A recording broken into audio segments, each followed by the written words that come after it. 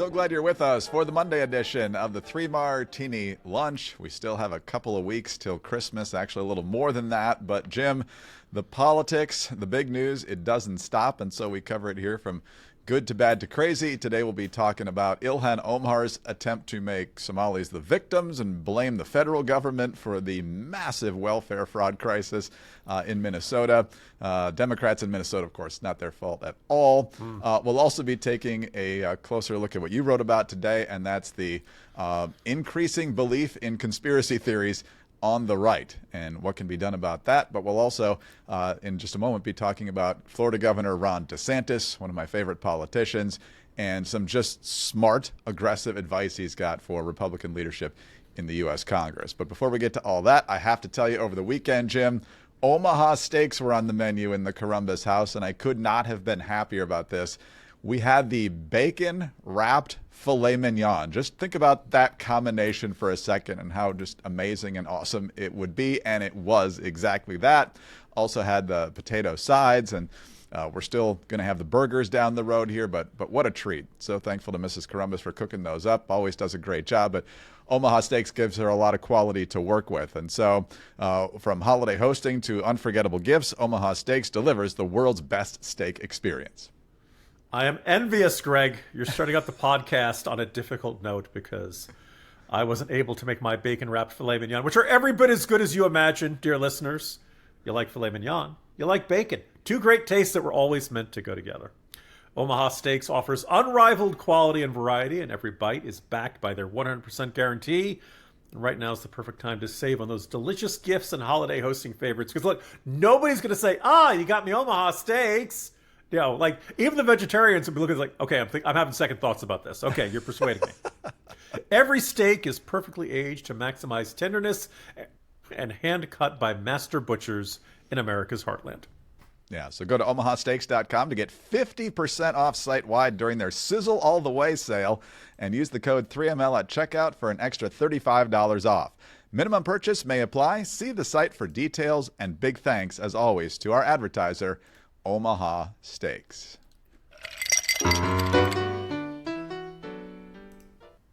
right, Jim, on to our good martini. And Florida Governor Ron DeSantis has been a favorite of ours for a very long time. Squeaked in the 2018 gubernatorial race, but by 2022 he's winning by, I think, more than 20 points against Charlie Crist. The state of Florida is now pretty solidly red, which was hard to imagine it being that red just a few years earlier. And the reason for that is because he's had very clear conservative policy goals, and he has met virtually all of them. He's done what he said he would do, and he still has a year left as governor.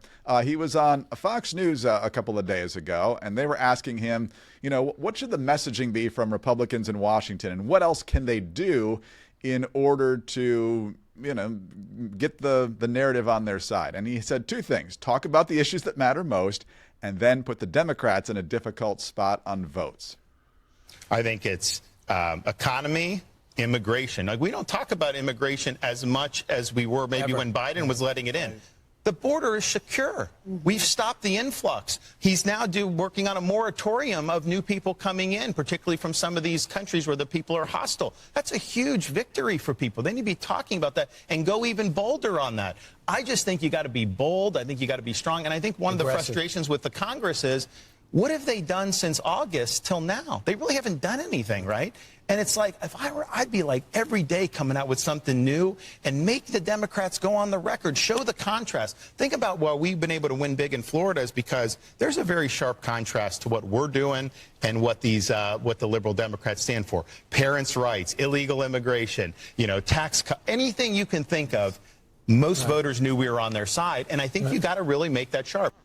Hallelujah. Jim says it perfectly well, and that's right. You got to put the Democrats on the record. Even if you can't get to 60 in the Senate, you put the Democrats on the record on issues that are popular to the American people and make them defend that the next time they're on the ballot. And so instead of just nominations and spending votes and things like that, put that agenda on the floor and make the Democrats own it if it doesn't pass. Greg, you mentioned he's been a favorite of ours on this podcast for a long while. But I think that, that snippet there illuminates it. First of all, I've always felt the complaints about his charisma are desperately overstated and were kind of a reflection of sour grapes and such from the 2020 Republican primary.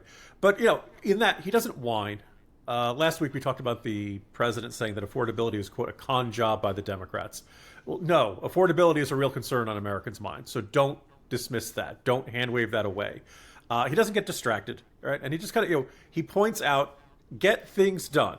And if you can't pass them, make the opposition vote against popular initiatives. This will hurt them. This is good fodder for attack ads next time you're running around for election. And we can say, it's Florida. It's easy for Ron DeSantis. Look, you and I are old enough to remember when Florida was the swing state, never mind a swing state. Yep. And even, before DeSantis won, you mentioned that he won by the skin of his teeth in that first election. Rick Scott kept having those 1% landslides in his gubernatorial elections and his Senate elections. There was a long stretch where Florida was Republican leaning, but still fairly close. And then in those last time he was up on the ballot, it was ruby red. Even folks in Wyoming were like, wow, what are they doing over there? Right? So it's one of those things where good, effective conservative policies can transform the political culture of a state and make it more conservative. But you've got to deliver results, and you've got to be constantly communicating, this is what we're doing, this is what we've done, this is what we've tried to do. And focus on that, and don't whine about the media being unfair to you or stuff like that. And I just, yes, Republicans, the media is against you. It's been against you for a generation at least, probably 2 generations, maybe going back to the modern concept of political parties. It's been against you. Get over it. You have social media. You have unbelievable tools for communicating to people. You've never relied on the good coverage from the media to get elected. You've never relied on good coverage of the media to get public approval. Wait, this didn't just start yesterday. So I hope congressional Republicans are listening. I hope the Trump administration is listening, because this is a guy who's not going to sit around and complain about it. He's going to say, relentlessly message what you're doing and what you want to keep getting done. And very often you'll end up on the winning side of that fight. Yeah, you ran on all this stuff, and I'm guessing that the vast majority of the Republican conference in both chambers is pretty much in agreement on a lot of stuff, whether it's energy or deregulation or all sorts of things, education reform. I know a lot of this stuff went into the big, beautiful bill, and so there's different provisions that went into there, but there's so much more to be done, and you got to keep pounding it, because you can't just rest on your laurels here. And so being aggressive on the smart issues is the way to go here. So well done, Ron DeSantis. Well, if they're having trouble keeping the Republican Party unified, our second martini may be a bit of an explanation to that. But that's what you call this business, foreshadowing. It most certainly is. And so after you hear that, you might want to check out BetterHelp. This episode is sponsored by BetterHelp. And in this holiday season, we have all sorts of traditions, caroling and all the decorations and the Christmas tree and the nativity sets and time with church and all that. And so you have established these things, perhaps over generations, and maybe you're trying to set new traditions, or maybe it's just time to finally address some of those things in your life that have been nagging at you personally, professionally, or otherwise, and that's where BetterHelp can come in. Give yourself a gift this holiday season and check out BetterHelp. Greg, on this podcast, almost every day we have a crazy martini. Some days we have three crazy martinis, but we're talking about a different kind of crazy. We're talking about mental health. We're talking about, are you able to cope with everything that's going on in your life, and particularly around the holidays? Man, everybody gets stressed. Families coming into town and present shopping and getting everything prepared. It's very easy to feel overwhelmed. That's when it's a good time to reach out to BetterHelp. BetterHelp does the initial matching work for you, so you can focus on your therapy goals when it comes to finding a therapist. A short questionnaire helps you identify your needs and preferences, and their 12 years of experience and industry-leading match fulfillment rate means they typically get it right the first time. But if for some reason you're not happy, you can switch to a different therapist at any time from a list of tailored recommendations. This December, start a new tradition by taking care of you. Our listeners get 10% off at betterhelp.com/3ml. That's better, HELP.com/3ml. All right, Jim, on to our bad martini, and this is the subject of your morning jolt. And the issue is conspiracy theories on the right. And, some people have a bigger platform than others who are espousing these things, and sometimes it's just something that gains traction over the internet. The one you highlight as a significant example is when Milo Yiannopoulos, yeah, he's still around, was on the Tim Pool podcast and was questioning whether Charlie Kirk was actually dead. And it was left up to George Santos, who was the other guest on the podcast, to try and inject some sanity into the discussion. But the larger picture, as you point out, is that on certain issues, the number of people who believe certain conspiracies on the right is not small. For example, 4 in 10 in the current GOP, 41%, believe that the 9/11 attacks were likely orchestrated or permitted by U.S. government actors. Nearly 4 in 10 in the current GOP, 37%, believe the Holocaust was greatly exaggerated or did not happen as historians describe. And young men are generally more likely to believe these than older men, but the numbers over 50 are not that small either. A similarly sized chunk of the current GOP, 36%, believes that the Apollo 11 moon landing was faked by NASA. And so, Jim, I don't know what these numbers were a generation ago in the immediate wake of 9/11 or where people stood on the moon landing. I know Buzz Aldrin had to punch a guy in the face, so there were certainly the conspiracies out there. But what do you make of these numbers? So, first of all, the news here is not that Milo said something crazy. That only happened on the days ending with a Y. Well, the context of this conversation, we should point out, was a discussion of Candace Owens and her insistence that the perpetrator of the assassination of the late Charlie Kirk was not merely the gunman, but that there's a vast conspiracy involving variously the Mossad, possibly the French government, and I think of all the most abominable things Candace Owens has ever said, she's insinuating or outright saying Erica Kirk is somehow involved in this terrible, deep conspiracy. It's absolute horse pucky. Pucky's not the word I wanted to use there.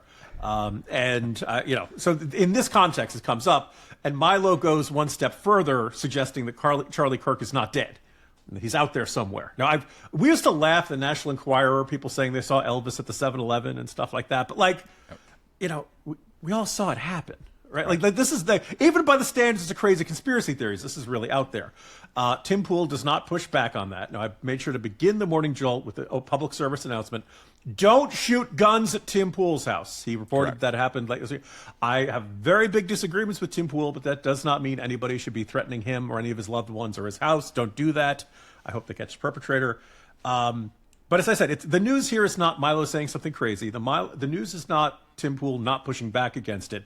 Maybe a little bit of the news is that the one guy who's willing to stand up for the truth is the guy who pled guilty to fraud. But you know what? Good job, George Santos. I didn't think they'd ever say those words, but okay. But the really more significant one comes from this Manhattan Institute study. Because you look at this, you're like, wow, who would watch this? What's the point? Particularly when you have such other excellent podcast options out there, America. But they're looking at this, and the Manhattan Institute breaks down the survey into people who've been voting Republican for a long time, maybe their whole lives, and newer Republicans who have voted for Trump either in last cycle or previous cycle, many of whom had voted for Obama or Biden or Hillary Clinton in the past. These people, first of all, on policy, these people are not very conservative at all. In fact, they're generally progressives, which is interesting and kind of counterintuitive. It may well be that these are disaffected folks who don't really see much in the Democratic Party establishment leadership that appeals to them, and they like Trump's personality. Let's keep in mind this man has been a pop culture mainstream, relatively for a long stretch of his term as celebrity, not all that political, associated with wealth and success and speaking his mind and all that stuff.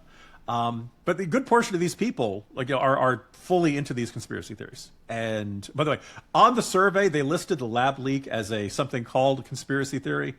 Greg, as listeners to this podcast know, I don't think it's conspiracy theory. I think that's actually the most likely reaction. I've written gobs and gobs about this, and I noticed they didn't delve into that one very much. I think they just put that one on the list just for flavor or something.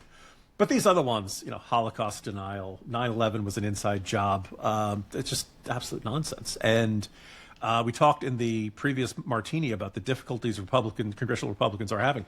I look at this and I wonder, besides the challenge of having a small House majority, you've got, the good news is for Republicans in 2024, they won big. They're big, broad, big tent. All kinds of new people coming in and voting for the Republican Party. The problem is these people are not they're not moderate. They're progressive, and they have crazy kooky beliefs. And what kind of government agenda is going to satisfy them? I don't think it's very easy to tell. And then you've got all these conservative Republicans like, hey, I voted for this because I wanted a smaller government. Where's my production on this? The problem with having a very big tent that helps you win elections is that once you govern, it's very hard to build consensus. It's very hard to get all these people on the same page and pushing for the same direction for what they want policy-wise. So I guess it's a really tough question for Republicans. Is it worth having these people in your coalition? Is it worth having these people in your big tent if they're not really conservative on much of anything, and some of their beliefs are cuckoo for Cocoa Puffs and or abhorrent, like Holocaust denial? So, look, that is a question before Republicans. Good luck, everybody. Yeah, when the chunks of the big tent, if you want to call it that, are that big, it's a problem, because if they don't stay, your numbers are bad, but you also don't want them infiltrating and making their crazy ideas the dominant idea for your party, because that's a guaranteed loss too. So you got to be careful in a couple different ways here, and I'm not sure how you thread that needle. It's a difficult situation. All right, well, let's talk about something that shouldn't be a difficult situation, and that is where to set up your business phone system, because every business owner knows way too well that missed calls, that means lost customers. It's like watching money fly out the window and straight into your competitor's hands, because they're calling the competitor next. And that's why today's episode is brought to you by Quo, spelled Q-U-O. It's the smarter way to run your business communications. Quo is not just a phone system. It is a smart system. A built-in AI will log the calls, write up summaries, and even set up the next steps for you. And let's say you can't answer the phone. Well, Quo's AI agent can answer the phone for you, qualifying leads, routing calls to the right person, and making sure no customer is ever left hanging. So even after hours, Quo has got your back, and it keeps the lights on while you can actually sleep. Yeah, exactly. And that's why more than 90,000 businesses are already running on Quo. So try it for free when you go to quo.com/3ML. That's QUO.com/3ML. You can even keep your existing number. Quo, no missed calls, no missed customers. All right, Jim, we've talked about it a couple of times now. First from that City Journal report that suggested that just the gobs of hundreds of $billions in welfare fraud from multiple programs, pretty much from the time Tim Walz took office. I'm sure that's just a massive coincidence. And then there have been follow-up reports, and now there's a federal investigation into this. And what we've heard so far is this could rise to the level of $8 billion in taxpayers in Minnesota getting fleeced. So one of the political figures in demand to talk about this story is Ilhan Omar, who I'm sure will deal it straight with every question asked of her. First of all, she went on CNN with Jake Tapper and said, how do you think this happened, all this fraud in Minnesota? Any light on why the fraud got so out of control in Minnesota? I think what happened is that, when you have these kind of new programs that are designed to help people, you're oftentimes relying on third parties to be able to facilitate. And I just think that a lot of the COVID programs that were set up, they were set up so quickly that a lot of the guardrails did not get created. This didn't seem to happen in any other state, but it's never the criminal's fault, Jim. Never the criminal's fault, I guess.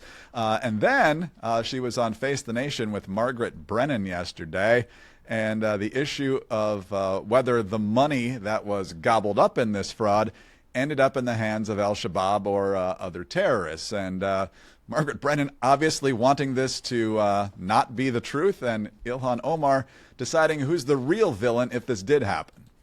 There's another thread here, because House Republicans and the Treasury Secretary just now talked about a link to terrorism, a possible link. He said they're just now beginning to look into it. How confident are you that that's a false claim? I'm pretty confident at the moment, because there are people who have been prosecuted and who have been sentenced. If there was a linkage in that the money that they had stolen going to terrorism, then that is a failure of the FBI and our court system in not figuring that out and basically charging them with these charges. Yeah, if this happened, it's your fault for not catching us sooner. So, Jim, I'm sure there's a diehard joke in there somewhere. But what do you make of Omar's attempt to spin and duck and dodge here? Greg, it's Christmas time. The theme of today's episode is the naughty list and everyone who's on it. In the CNN answer that Ilhan Omar gives, I've seen harder angles and edges in a bowl of mashed potatoes. There's a thing. Things happened, and there were people involved, and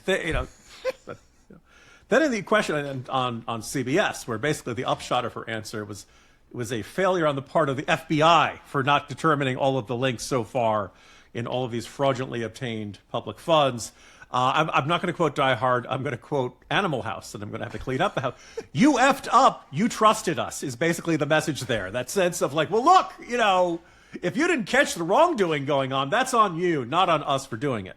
Now, look, when you have, first of all, I guess I should be a little bit pleased that the Minnesota fraud scandals, plural, there's been several, quite a few over the last couple of years, was a topic of discussion on the Sunday shows of both CNN and CBS.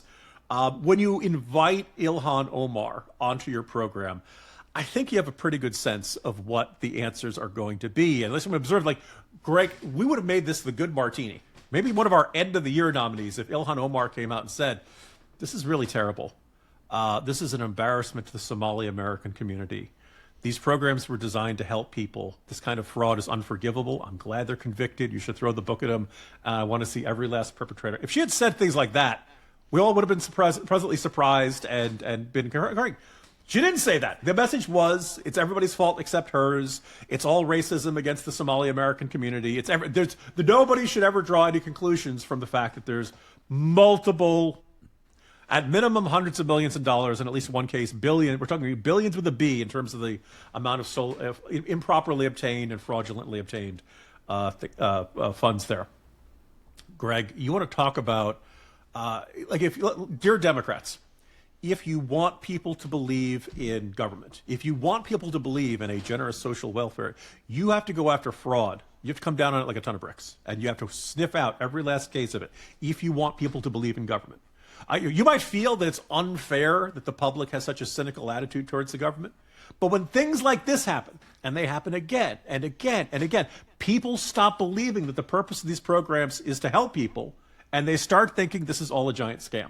Right? Now, maybe if you're a good liberal, you should be angriest about this. You should be shoving Jim and Greg out of the way of the podcast so that you can get sound like Hulk Hogan and WWF said, I'm going to get every last one of you guys. But we don't get that from Democrats. So the conclusion, when we see an Ilhan Omar type saying, this is it's really the FBI's fault for not catching this stuff, the conclusion we can take from this is that she's not really that bothered by this. This is not a bug. This is a feature. That this was meant to put a whole bunch of money in the pockets of the Somali American University, Somali American community, fraudulently obtained. God knows how much of it went to Somalia. God knows where that money went to once it went to Somalia, including possibly terrorist groups. So, Democrats, if people don't trust government, you've got no one to blame for yourself. Because it's not like you can say the Republicans in the Minnesota state government have been doing. There are no Republicans in the Minnesota state government. They hold their staff meetings in a phone booth. Now, half of our listeners who are under 40 are like, what's a phone booth? Yeah, her answers are harder to swallow than that Somali meal that Minneapolis Mayor Jacob Fry was trying to get down. Oh, wow. Greg going there. All right. For everybody who thinks I'm the wild one on this podcast. But yeah, and a lot of these people have donated to her, and I think Tim Walz as well. And so now they're trying to separate, I don't really know them that well. And we returned everything from them. We'll see. But just amazing that this is the argument. And just listen to Margaret Brennan's question again. Listen to it. Yeah. There's another thread here because House Republicans and the Treasury Secretary just now talked about a link to terrorism, a possible link. He said they're just now beginning to look into it. How confident are you that that's a false claim? Just make this go away, Ilhan Omar. Just tell me that there was nothing like that, and we'll just pretend none of this ever happened, and we'll move on to other stuff next week. That's the vibe I'm getting from that. I was about to mime lobbing the softball, but honestly, the more I think about it, that's not a fair comparison. It's T-ball. It's here it is. All right, I'm putting this giant softball right. Here's the big red plastic bat. Congressman Omar, can you hit this one? This is nice and easy. Do you think the administration is lying? This is how we make them the villain of the piece rather than all the people who stole billions of dollars from the taxpayers. Yes. It's not the criminals who are the bad guy. It's the people who notice. We're pouncing. I guess we're pouncing at this point. Yeah, maybe. Anyway. Jim, on that note, what a day to start the week. We'll see how the week unfolds from here. See you tomorrow. It's all downhill from here, people. See you tomorrow, Greg. Jim Garrity, National Review. I'm Greg Corombos of Radio America. Thanks so much for being with us today. Please be sure to subscribe to the podcast if you don't already, and tell your friends about us as well. Thanks also for your 5-star ratings and your kind reviews. Please keep those coming. Get us on your home devices. All you have to say is play 3 Martini Lunch podcast. Follow us both on X. He's at Jim Garrity. I'm at Greg Corombos. And then follow 3 Martini Lunch on Facebook and Instagram. Have a great Monday. Join us again Tuesday for the next 3 Martini Lunch.